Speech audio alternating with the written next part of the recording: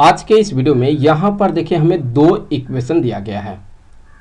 पहला इक्वेशन है x square into x plus 9y equal to 10 और दूसरा इक्वेशन है y square into x plus y equal to 2। हमें क्या करना है, हमें इन दोनों इक्वेशन को सॉल्व करना है और सॉल्व करके जो है यहाँ x और y का वैल्यू पता करना है। तो देखिए हम इसको सॉल्व कैसे करेंगे। तो उसके लिए अगर आप अभी देखें, हम इस इक्वेशन में एक्स स्क्वायर को मल्टीप्लाई कर देंगे और इस इक्वेशन में जो है इस वाई स्क्वायर को ब्रैकेट के अंदर मल्टीप्लाई कर देंगे। तो यहाँ से इक्वेशन क्या बन जाएगा, यहाँ से इक्वेशन हो जाएगा x cube plus 9x square y equal to 10 और दूसरा हो जाएगा यहाँ से हम कह सकते हैं इसे कि ये हो जाएगा y cube plus x y square equal to यहाँ पर ये 2। देखिए हम बेसिकली हमारा अभी जो टारगेट है वो ये है कि हम इसको x प्लस वाई का जो होल क्यूब का फार्मूला होता है उस फॉर्म में लाना चाहते हैं। तो उसके लिए हम क्या करने वाले हैं, देखिए तो उसके लिए हम यहाँ पर ये जो इक्वेशन आपको दिख रहा है इस इक्वेशन में हम मल्टीप्लाई करने वाले हैं। किससे मल्टीप्लाई करेंगे, हम यहाँ पर 27 से मल्टीप्लाई करने वाले हैं। सो इसमें अगर हम 27 से मल्टीप्लाई कर देते हैं तो ये क्या बन जाएगा, ये हो जाएगा 27y क्यूब और फिर यहाँ पर ये हो जाएगा 27x y square equal to ये हो जाएगा 54। तो हमारे पास एक तो ये इक्वेशन है और दूसरा यहाँ पर ये इक्वेशन है। हम इन दोनों को आपस में ऐड करने वाले हैं। तो चलिए ऐड करके देख लेते हैं हमें क्या मिलता है। तो यहाँ से इसको कॉपी करके लाते हैं। अब अगर आप यहाँ इन दोनों इक्वेशन को आपस में ऐड करते हैं तो ये बनेगा x cube plus 27y cube plus 9x square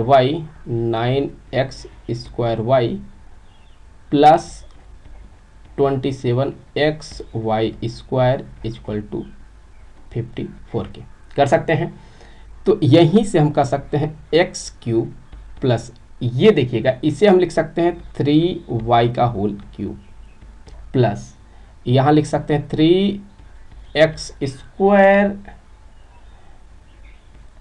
square into यहाँ 3y प्लस इसको लिख सकते हैं 3x इंटू 3y का स्क्वायर इक्वल टू, यहाँ इसी में 10 भी ऐड होता तो यहाँ से ये बन जाएगा 64।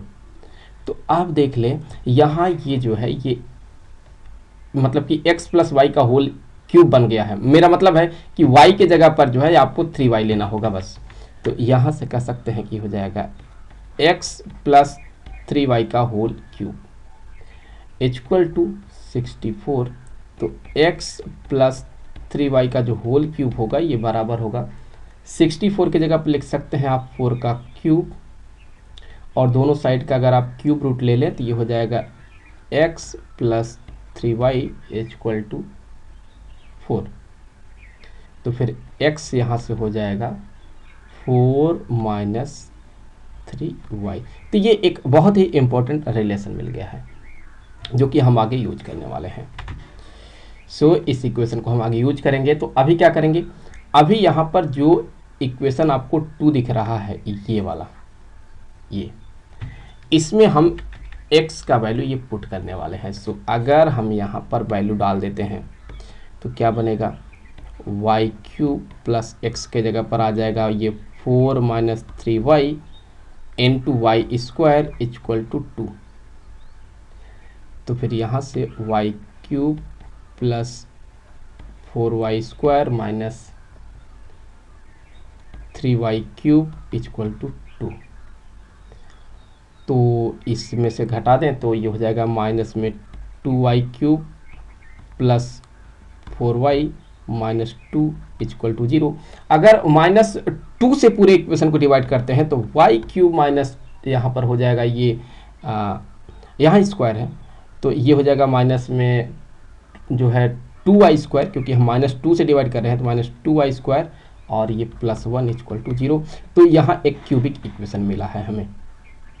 तो हमें इस क्यूबिक इक्वेशन को अभी सॉल्व करना है। तो देखिए क्या लिख सकते हैं, y cube minus 2y square को लिख सकते हैं -y square minus y square और फिर ये +1 इक्वल टू 0 कर सकते हैं।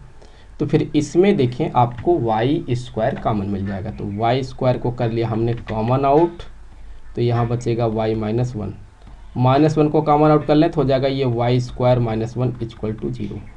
तो y square y minus 1 y square minus 1 को लिख सकते हैं हम एक ब्रैकेट में y प्लस 1, दूसरे ब्रैकेट में यहाँ y माइनस 1 इक्वल टू 0।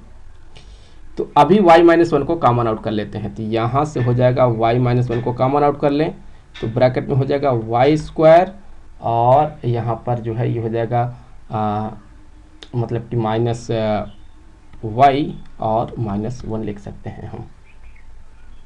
सो ये इक्वल टू हो गया 0। तो देख लें यहाँ से हम कह सकते हैं कि y माइनस 1 ये तो 0 के इक्वल है तो y इक्वल टू 1 है। तो y का यहाँ पर हमें एक वैल्यू तो मिल गया है। अभी यहाँ से जो है हम और y के दो वैल्यू निकाल सकते हैं। तो यहाँ से अगर हम कहते हैं कि y square minus y minus 1 equal to है 0 के, तो यहाँ हम क्वाड्रेटिक फार्मूला अप्लाई करने वाले हैं। तो y इक्वल टू हम कह सकते हैं कि हो जाएगा 1 प्लस माइनस स्क्वायर रूट में 1 प्लस 4 डिवाइडेड बाई 2। तो y equal to 1 plus minus square root में 5 होल डिवाइडेड बाई 2।